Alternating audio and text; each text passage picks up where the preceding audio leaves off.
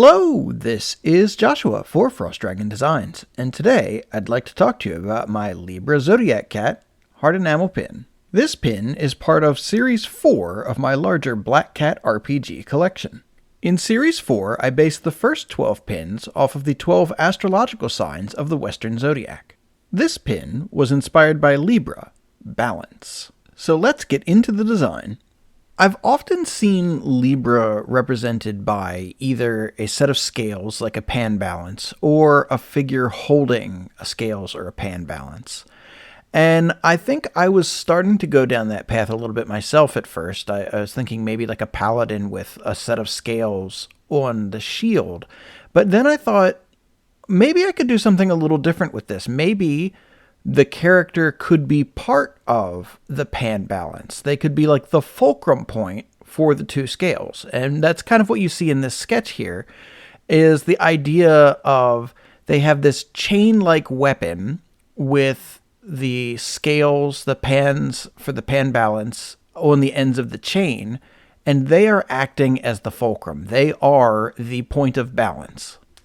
Now, the sketch itself didn't really show much of what the outfit might look like or the theming or anything of that nature. I largely thought that I would just figure that out as I went along with the design itself. The fact that we have a physical weapon says that, this was going to be a martial class. This wasn't going to be a spellcaster. This was going to be someone who was using a physical weapon.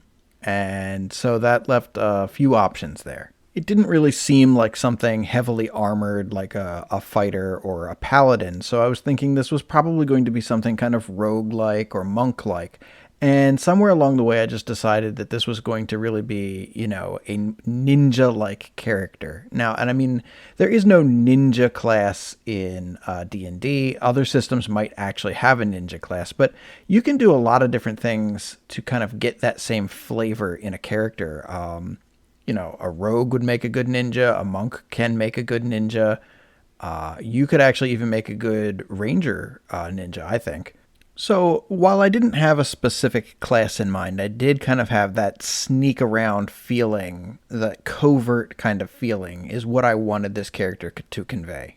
Now, the weapon itself was actually really kind of fun for me because I have, for a long time, liked the concept of chain or rope type weapons. I remember back in either 3E or 3.5E, I had a trip fighter that I absolutely loved. And I always used to illustrate him as a big, burly man with an agile weapon. I just loved the juxtaposition there. I didn't do that with this design. This is not a burly ninja. But I have loved chain weapons for quite some time. I have also, for quite some time, probably since 2005-ish, had an idea for a paladin character that used, instead of a mace or a flail, we flavored that as a censer, kind of that thing that holds incense, so it's got like the fragrant smoke coming off of it. And I just really like that visually. I think that would be really cool.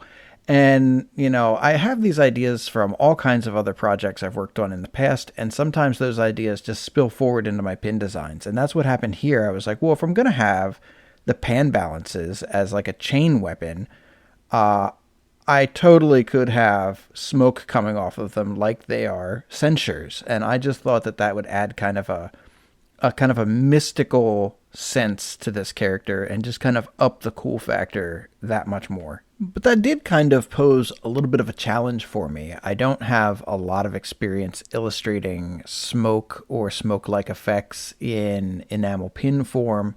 If I were doing this as like a digital painting or something, I know how to handle that, the wispiness of it and kind of the curly Q kind of shapes that it does. I can do that in a semi-realistic painting style, but it posed a bit of a challenge for me when I was trying to figure out what I wanted it to look like in pin form. I very much enjoy designing pins, obviously, but it can be a challenge sometimes to figure out how to do things when you don't really have the ability to make something transparent in a way that you would when you're working in other mediums.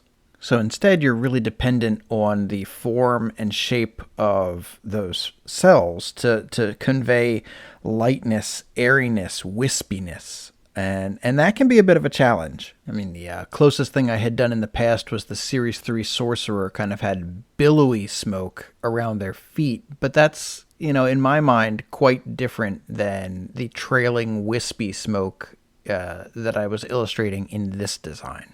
Another little bit of a challenge for this design was how was I going to represent the chain? At first I thought maybe that this was just going to be solid gold metal lines, and then for a little while I thought, well, maybe I could do these as either black or white enamel. That could work, make it kind of like a rope. But for whatever reason, I just really wanted it to look like chain, not rope. So what I ended up doing was it's still solid gold colored metal. It doesn't have any enamel in the chain itself. But I decided that I was going to kind of do the little thick, thin, thick, thin, thick, thin to kind of show where the links were without actually having to illustrate the links. Now, ironically, this was one of the pins that I had produced before I even launched the Kickstarter, or at least I tried to. I do that sometimes if I think a design might have some particular challenges to it.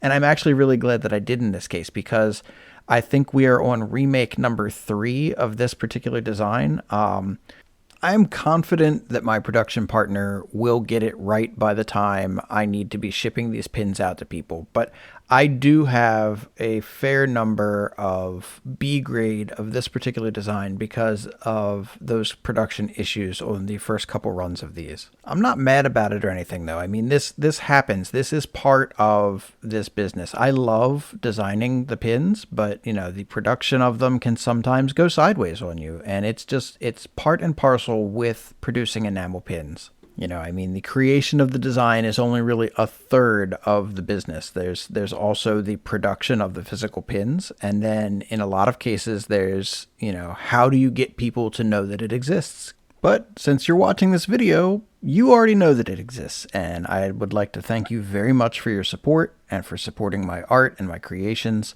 And if you wouldn't mind, please go ahead, like and subscribe, and I will be back again next week with a new video showing the design process of another pin. Hope you have a great day, and thank you so much for your time.